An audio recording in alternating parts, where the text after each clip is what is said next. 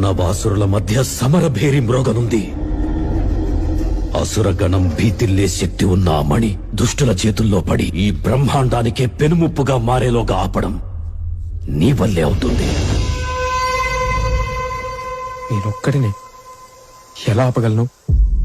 ఒక్కడివేనా? అరికాలు విదిలించి మహాసముద్రాన్ని లంఘించినవాడు.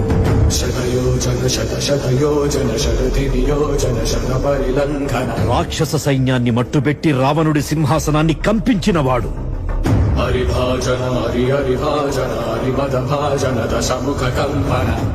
చిన్న నిప్పురవ్వతో లంకా నగరాన్ని అగ్నిలో అలికినవాడు.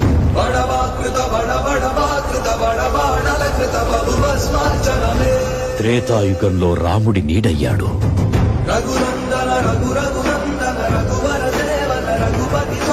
ద్వాపర యుగంలో కృష్ణార్జునుల రథకేతనమై గర్జించాడు. కలియుగంలో ధర్మం కోసం పోరాడే ప్రతి ఒక్కరి వెంట ఉన్నాడు.